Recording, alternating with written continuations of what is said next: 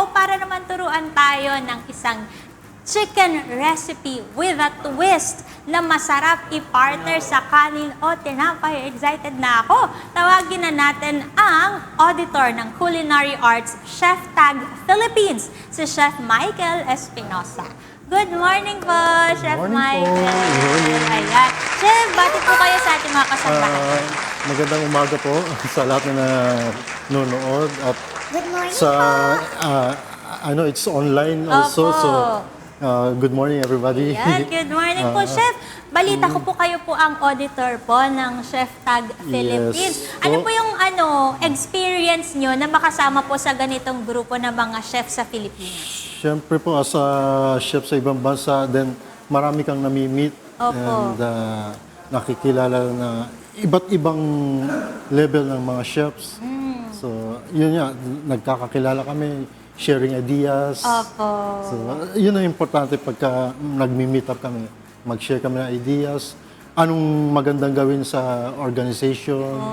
So, kung anong may tutulong namin sa ibang chef. Opo. Ginagawa naman. Okay yun, Chef, no? Lalo na kung bata ka pa lang na chef, tapos magkakaroon ka ng mga mentors mo na magagaling na mga chef na sobrang advantage po yun para sa Kaya kanila. nga po. Kaya nga po. So, sa organization, pwede naman sila magtanong kung, halimbawa, knowledge, basic knowledge, kung even advanced knowledge sa kusina. Pwede sila magtanong sa group. Oo, ayan. Pero Chef, kayo po ba, kailan po kayo nag-start nagluto at saan-saan na po ba kayo nakarating? Ako nag-start sa 2005 sa Dubai.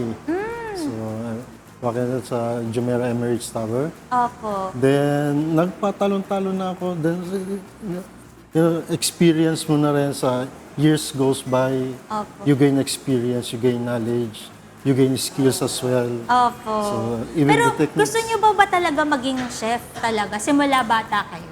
Yes. Oh, ito pa talaga yung dream niyo. Yes.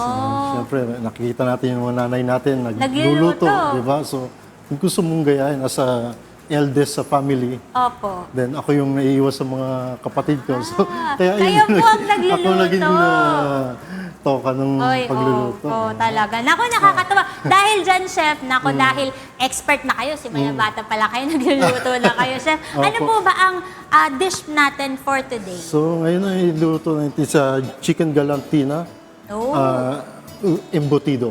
chicken so, galantina, embutido. Chef, mahirap pa itong gawin. Medyo technical. Oh, pero kaya-kaya, Chef. Kaya naman ng Sige, Chef, mga mag-start na tayo. kasabayan Ano po ba yung natin. una po nating So, ang step? unang Ano po step na natin, yung ingredients natin, Chef? So, ang pinaka-ingredients natin sa chicken galantina is deboned chicken. Oo, okay po. So, pwede mong sa supermarket yan na ipa-debone. Then, meron tayong giniling na pork. Opo. And ingredients natin sa mga embutido like egg, cheese, pickles, carrots, capsicum, onion, garlic. Capsicum. Yes, red and green capsicum, and oyster sauce, and Knorr seasoning, and celery po. Opo. And hindi mawawala ang ketchup and Pasas. pasas. Naku, So, favorite ni Tito hindi yung pasas. Hindi yung putiti yan. Lalo na kung wala kang, kung may stopping ka na hotdog and itlog. So, Sobrang sarap nito pag natapos, Chef. Sige po, Chef. Ano po ba yung first step natin sa paggawa ng first ito kay step, Chef? so i-mix na muna natin ng mga embutido fillings natin. So, like, pagsamasamahin lang natin siya. So, mix-mix lang. Yes. Mekos-mekos lang ito mga Mekos-mekos lang kasangbahay. natin yan. So, Chef, ano po ang unang-unang dish na natutunan yung lutuin before? before, nung sa nanay ko is sinigang. Sinigang. Di ba? Naku, All-time Team sinigang talaga tayo dito sa Pilipinas. All-time favorite yan, di ba? Oo. So, hindi natin lahat yan. Yan. So, halu-haluin lang po natin siya, Chef. Halo-haloin natin yan. Then, I think madali lang pag-prepare. Mahirap lang, Chef, yung paghiwa-hiwa. pag hiwa-hiwa is, pwede naman natin i-processor to. Ah, oo So, nga. Para mas madali. oo.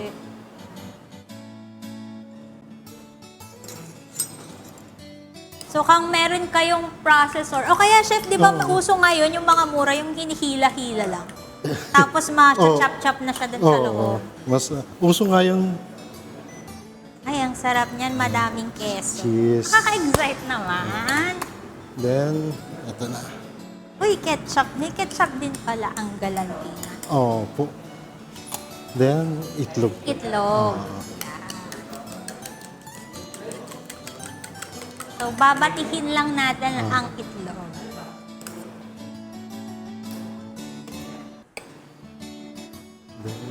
Ano pang kailangan, chef? Salt.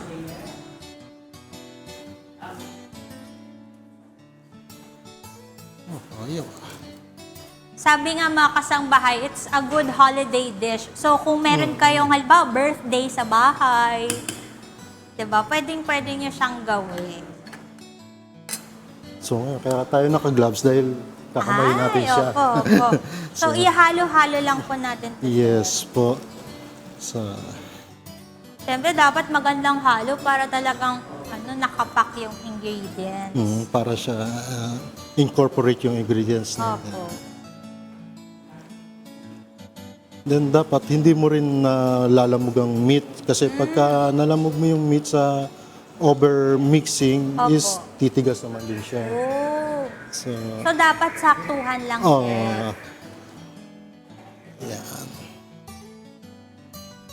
Then nakikita nyo is medyo liquidy pa siya. Opo. Kaya meron tayong ilalagay na binder na breadcrumbs. So lalagyan po natin ng breadcrumbs para medyo lumapot siya, no, chef? It's ang ano niya is mag-bind yung meat natin. Tsaka yung ibang ingredients. Naku, ang sarap.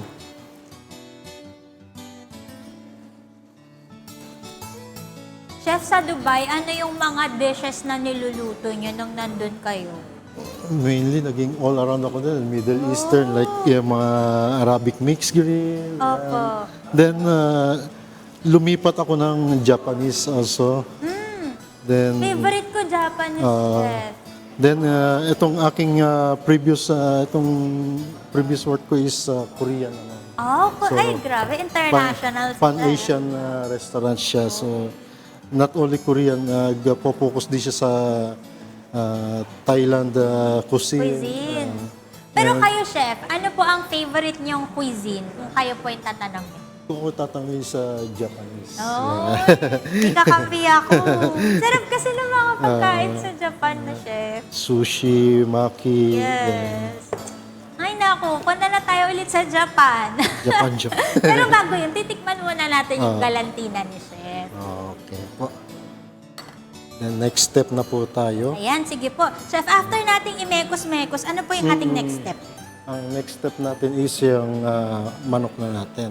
Sige, chef. Ano pong kailangan niyo po dyan? Itong manok natin is, yan, naka-debone na siya. So, i-marinate muna natin siya ng calamansi. Opo. Chef, ito bang debone na chicken? Kahit anong part po ito? Dapat po ba breast, thigh? Ito is combination ng breast. Kung nagda-diet ka, so breast ka. Okay. Yeah, pero pwede ka naman din, pwede naman pagsamahin katulad nito. Apo. Pinagsama natin.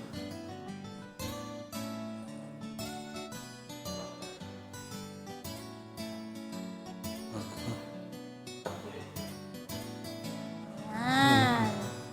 No. So, ilalagyan lang natin ng kalamansi mga kasangbahay para ma-marinate. Para may lasa na yung chicken, no, chef? Ayan.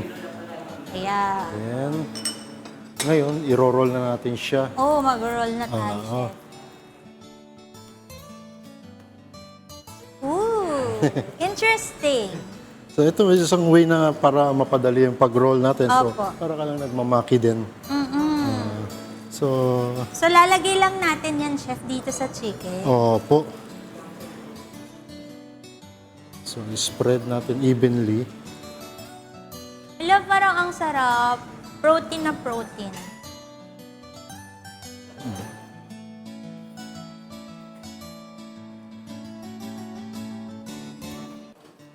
Talagang pang siya, no, chef, pang okasyon. O kaya kung gusto nyo lang, Pwede rin trip-trip nyo pambaon. lang, diba? Why not? Di namin kayo pipigilan. Pwede rin naman siya pambaon. Sa mga piyesta is Ayan. sinahanda ito. So, Tsaka ang saya kasi ang dami niyang laman. Parang all-in-one siya. Chicken galantina. Tapos lalagay din tayo ng egg. then, cover it again. Uy, cover pa. Ang saya. Overload yan. Overload talaga. Kung meron talagang ulam na overload, ito pala yon, chicken galantina. Pero chef, di ba siya mahirap i-roll dahil sobrang dami niyang laman? Hindi naman siya mahirap i-roll kasi lalagay pa natin sa cling film yan. So sa cling film, pagka cling film natin, i-steam natin siya. Apo. Yan na. Bibilutin na siya.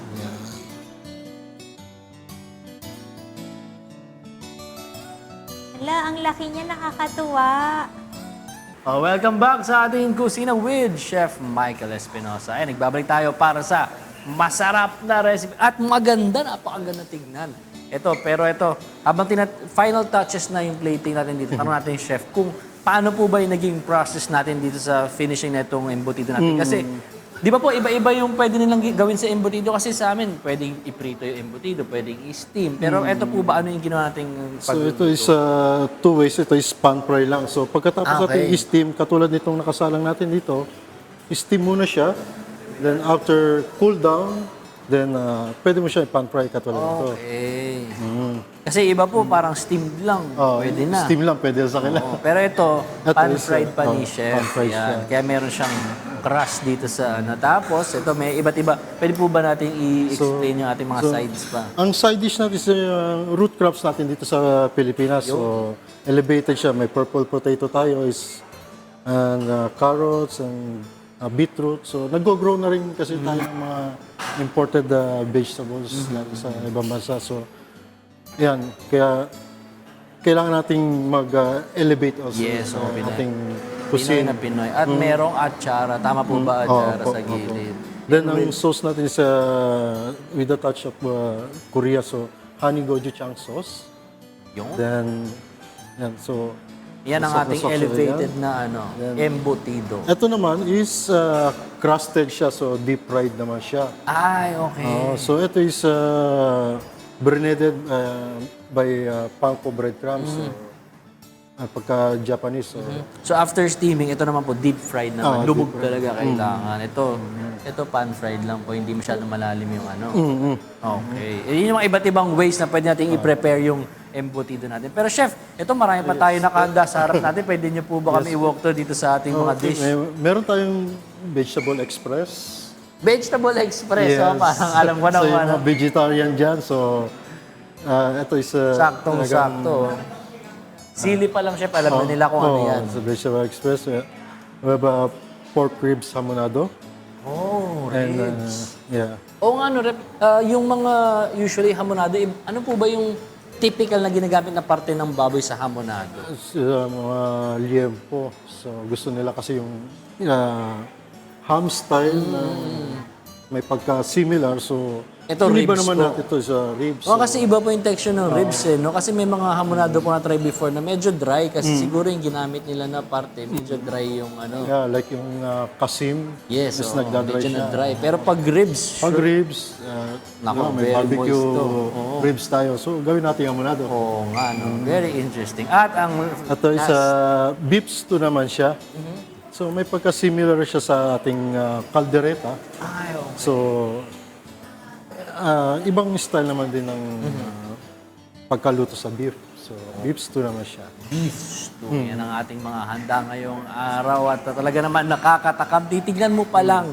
Ini isang ano talaga special sa mga dish talaga. No? Importante rin talaga kung paano i-present. Kapag nakita mo no, ang ganda ng presentation na nakakainganyo talaga na kumain. Kaya parang gusto ko na tikman. Pero bago natin tikman, Chef, anything to promote po para sa ating mga kasambahay?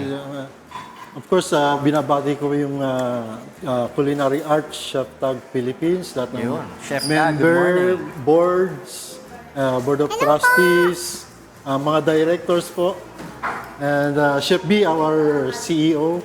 Good morning po. And sa Abu Dhabi naman, Philippine Chef Association sa Abu Dhabi, Chef Francis, our founder.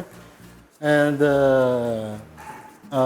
yung mga members namin sa PCA sa Abu Dhabi. Good morning po. Mga kasambahay, sana nag-enjoy kayo sa ating mga recipe ngayong araw na hinanda ni Chef Michael. Ngayon, mga kasambahay.